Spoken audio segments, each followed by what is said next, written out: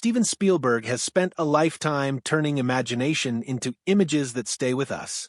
When he speaks about actors, he doesn't offer a casual list. He reveals what he values in the human work behind every great film. Today, we're going to walk through the 6 performers Spielberg has repeatedly singled out as his favorites. These are not simply names he enjoyed casting. These are the artists who, in his eyes, changed the films they joined, and sometimes they changed him. If this kind of story touches your heart, if you're someone who cares about truth, responsibility, and speaking up for the voiceless, please like this video, subscribe to our channel, and share it with someone who should hear it. Let's get started. Tom Hanks, America's moral compass, the actor who anchors feeling. If you want to understand Spielberg's idea of a moral center, meet Tom Hanks. Their collaboration reads like a masterclass in trust. From the gut-punch realism of Saving Private Ryan to the quiet dignity of Bridge of Spies, Hanks has been Spielberg's conduit for empathy, the performer audiences instinctively root for. Why does Spielberg keep going back to Hanks? Because Hanks does something rare. He makes decency feel complex. He doesn't perform goodness like a badge to be shown. He unpacks it moment by moment. In Saving Private Ryan, that meant transforming a schoolteacher into a commander, giving the film its emotional fulcrum. In Catch Me If You Can, Hanks played the dogged FBI agent whose persistence is humanized by weariness and beneath it compassion. That balance, moral clarity mixed with human doubt, is what Spielberg praises. He often describes Hanks as someone who only cares about the truth of the moment, and that commitment to truth is what elevates scenes from good to unforgettable. Their collaboration is more than professional. It's a creative shorthand built on mutual risk. Spielberg has confessed to handing Hanks the emotional endpoint of a scene and trusting him to find the route. Hanks frequently obliges with choices that feel both inevitable and surprising. For a director whose films swing between spectacle and intimacy, an actor who can hold the emotional center is indispensable. That's why Hanks sits at the top of Spielberg's list. Harrison Ford, the reluctant hero, the body of adventure. If Hanks is Spielberg's moral compass, Harrison Ford is his spirit of adventure. Ford didn't invent the action hero, but he redefined how one looks, awkwardly charming, world-weary, and fearless enough to make danger feel personal. When Spielberg found him for Raiders of the Lost Ark, the result was instantaneous. Indiana Jones didn't simply perform heroics, he carried the film's heart. What Spielberg admires most in Ford isn't just charisma, but a gritty physicality. Ford's willingness to risk, to put his body into stunts, and to sell every scrape and bruise, gives action a texture many effects-driven set pieces lack. There's a matter-of-factness to his heroic moments that makes them honest.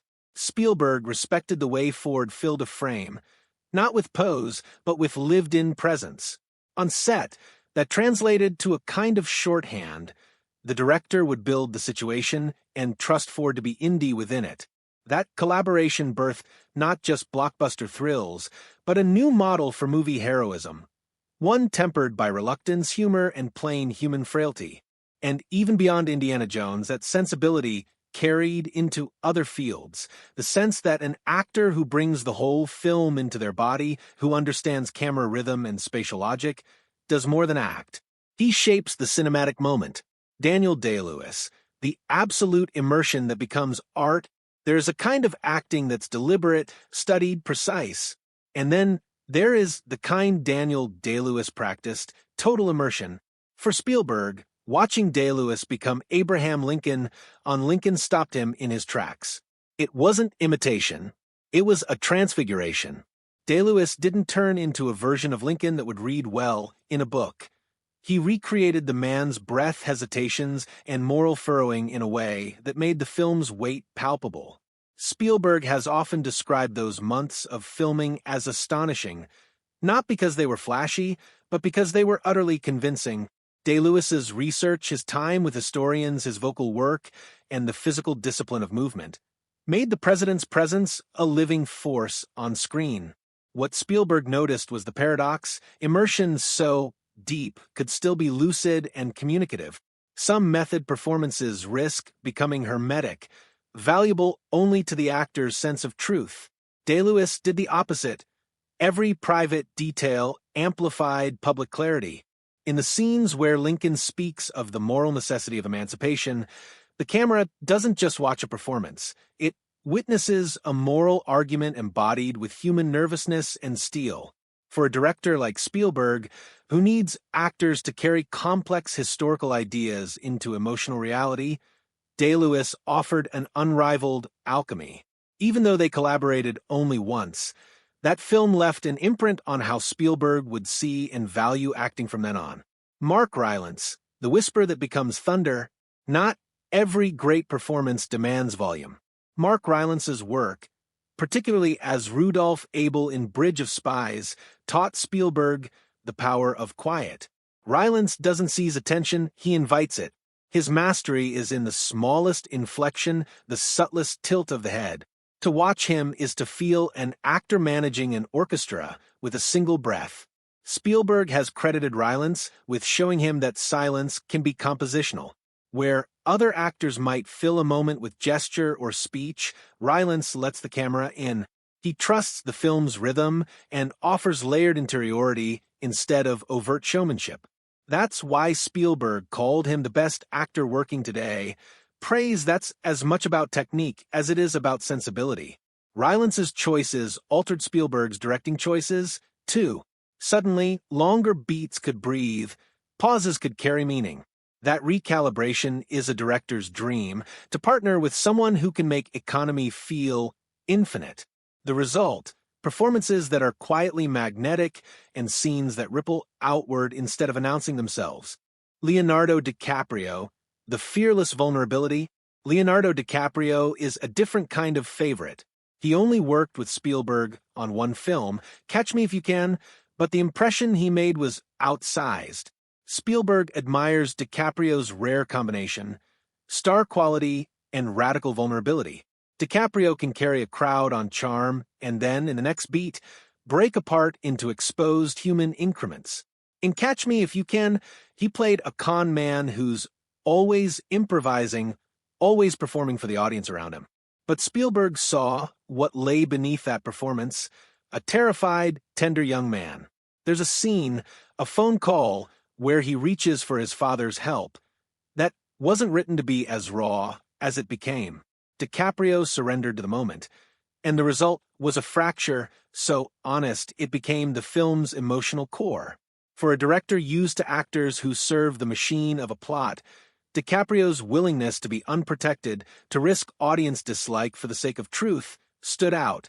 Spielberg has tried to reunite with DiCaprio on multiple occasions, understanding that the actor's capacity for transformation could bring unexpected textures to his films.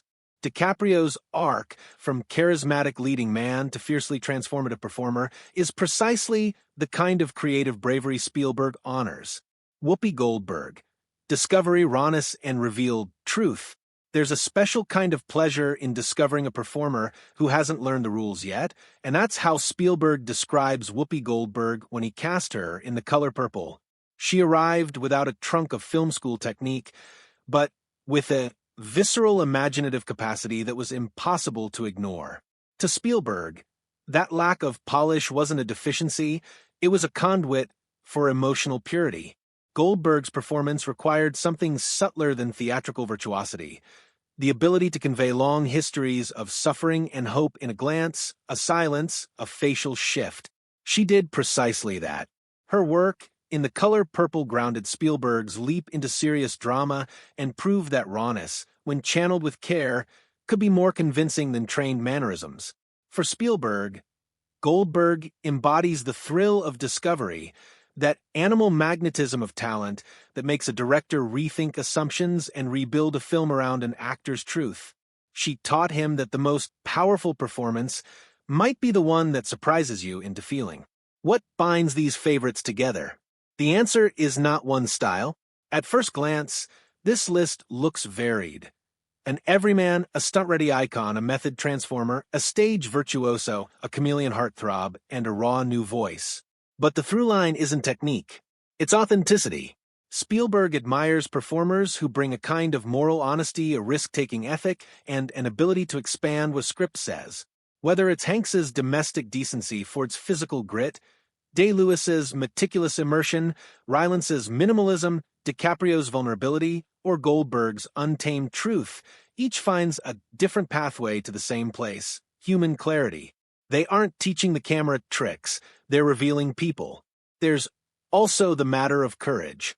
Spielberg repeatedly points to actors who overtly risk image for truth. He praises those who will look ugly, lost, ordinary, or monstrous if that's what the character requires. That creative courage, the willingness to surrender control over public persona, is perhaps the deepest reason these six earned his admiration. Why these six matter beyond Spielberg's list. This roster also maps Spielberg's evolution as an artist. Early on, his films leaned into the kinetic pleasures of adventure and spectacle.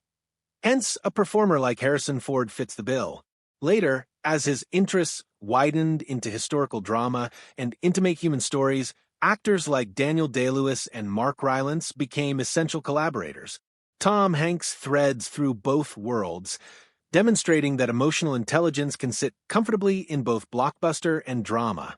Beyond personal taste, these actors model how a director and performer can co-create. A great director notices talent. A great collaborator helps transform it into a film's beating heart. Spielberg's favorites are his emotional and technical partners, people who taught him new ways to listen and new ways to hold a frame. A final thought: